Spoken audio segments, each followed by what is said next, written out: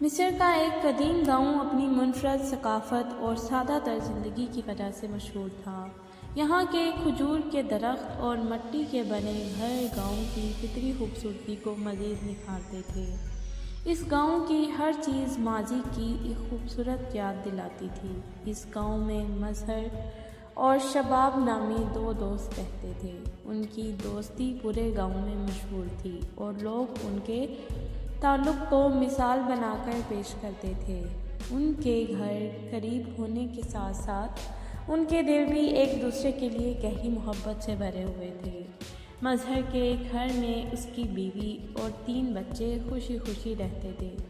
وہ پیشے سے ایک محنتی کاریگر تھا جو دن رات محنت کر کے اپنی روزی کماتا تھا۔ دوسری طرف شباب کے 2 بچے اور ایک بیوی تھی اور اس کا کوئی مستقبل کاروبار نہیں تھا۔ وہ ایک شکاری تھا جو جنگل کی گہری وادیوں میں جا کر شکار کرتا تھا۔ جنگل کے جانوروں کا شکار کرنا اس کی زندگی کا حصہ بن چکا تھا اور اسی شکار سے وہ اپنے گھر کا خرچہ چلاتا تھا۔ ایک دن مظہر نے شباب سے کہا، میرے بھائی، میں تم سے ایک بات کرنا چاہتا ہوں۔ میرا زیادہ وقت کام میں گزرتا ہے اور جب میں گھر سے دور ہوتا ہوں تو میرے بچے اکیلے رہ جاتے ہیں۔ میری زندگی کا سب سے بڑا خوف یہی ہے کہ کہیں وہ اکیلے ہونے کی وجہ سے کسی مشکل میں نہ پڑ جائیں۔ اگر تم مجھ پر ایک چھوٹا سا احسان کر دو تو بڑی مہربانی ہوگی۔ شباب نے فوراً جواب دیا، یار، احسان کی کیا بات ہے، تمہاری بات تو سر آنکھوں پر۔ مظہر نے کہا، بھائی، تم ویسے بھی دن بھر فارغ رہتے ہو تو اگر کبھی وقت ملے تو میرے گھر کا تھوڑا خیال رکھا کرو۔ شباب اور مظہر کی دوستی دن بدن مضبوط ہوتی گئی اور دونوں ایک دوسرے کے ساتھ اچھے تعلقات میں رہنے لگے۔ ایک دن مظہر کا بوڑھا باپ جو ایک دور دراز علاقے میں رہتا تھا، اچانک ان کے گھر آ پہنچا اور کچھ دن وہیں قیام کیا۔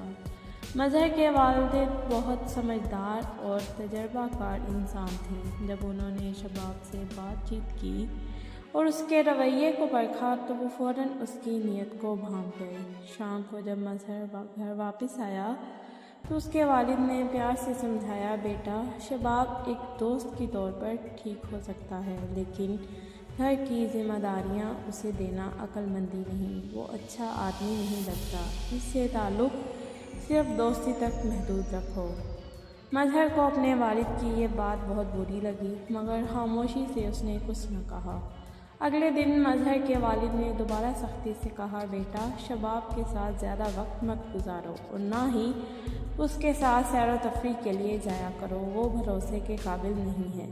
مظہر نے اپنے والد کی بات کو ایک کان سے سنا اور دوسرے سے نکال دیا۔ اس نے سوچا کہ شاید اس کا باپ شباب سے حسد کرنے لگا ہے اور اسی گمان میں اس نے والد کی بات کو نظر انداز کر دیا، اپنی دوستی کو زیادہ اہمیت دیتے ہوئے۔ کچھ دن بعد مظہر کا والد اپنے گاؤں واپس چلا گیا اور زندگی ایک بار پھر معمول کے مطابق چلنے لگی۔ ایک دن مظہر اپنے کام پر گیا ہوا تھا اور شباب نے موقع پا کر اس کے گھر آمد کی۔ اس نے مظہر کی بیوی سے غیر اخلاقی بات چھیڑی اور اپنے ناپاک ارادوں کے لیے پیسوں کی پیشکش کی۔ مظہر کی بیوی جو ایک سمجھدار اور باحیا خاتون تھی، اس نے سختی سے منع کیا لیکن شباب جو اب اپنے گندے ارادوں پر ڈٹ چکا تھا، زور دینے لگا۔ وہ دھمکی دینے پر اتر آیا اور کہا، اگر تم میری بات نہیں مانو گی تو میں مظہر سے جھوٹ بول دوں گا کہ تم نے مجھ سے تعلقات بنانے کی کوشش کی۔ عربوں کا معاشرہ پردے اور عزت کا محافظ تھا اور مظہر کی بیوی اپنی عزت اور خاندان کی بدنامی کے ڈر سے خوف زدہ ہو گئی۔ اسی خوف اور کم عقلی کی وجہ سے وہ شباب کے دباؤ میں آ گئی اور ناپاک تعلقات کا سلسلہ شروع کر دیا۔ یہ تعلق اب ایک دن کی بات نہیں رہا بلکہ روز کا معمول بن گیا۔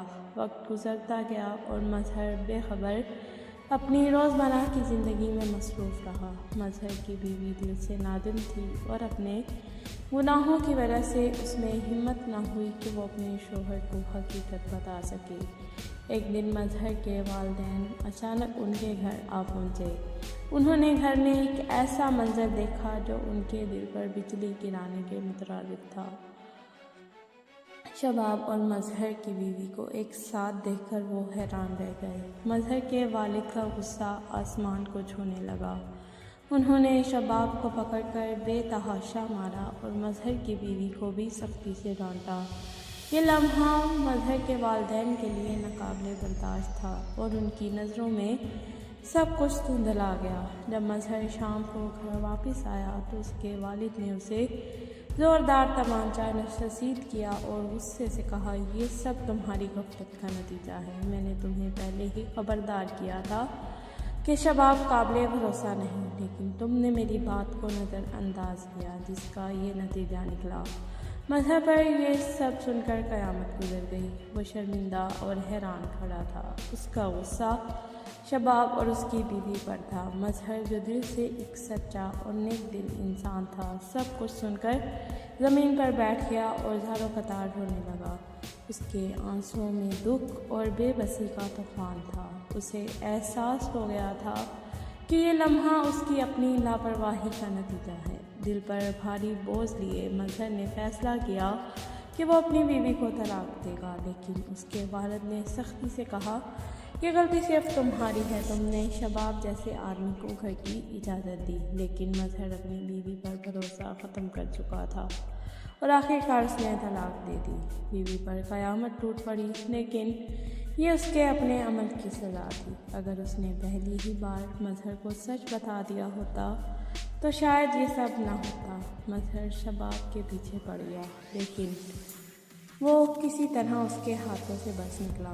وقت گزرتا گیا اور ایک دن محلے میں خبر آئی، ایک جھونپڑی میں آگ لگ گئی ہے، جس میں ایک عورت اور بچے جل کر مر گئے۔ مظہر بھی آگ بجھانے والوں میں شامل تھا۔ جب آگ پر قابو پایا گیا اور اندر کی لاشیں نکالی گئی تو یہ منظر دیکھ کر سب دنگ رہ گئے۔ ان میں ایک لاش شباب کی تھی، دوسری مظہر کی بیوی کی اور دو اس کے معصوم بچوں کی۔ مظہر نے یہ منظر دیکھا تو اس کا دل دہل گیا۔ وہ غم اور غصے سے پھٹ پڑا، لیکن اب وہ کچھ نہیں کر سکتا تھا۔ دل میں اس نے کہا، اے خدا، تو سخت پکڑنے اور انتقام کرنے والا ہے۔ کچھ عرصے بعد مظہر کے والدین نے فیصلہ کیا کہ اس کی زندگی کو دوبارہ خوشیوں سے بھرنے کے لیے اس کی شادی کرنی چاہیے۔ مصر کی خوبصورت اور نیک سیرت لڑکی سے اس کی شادی طے ہو گئی۔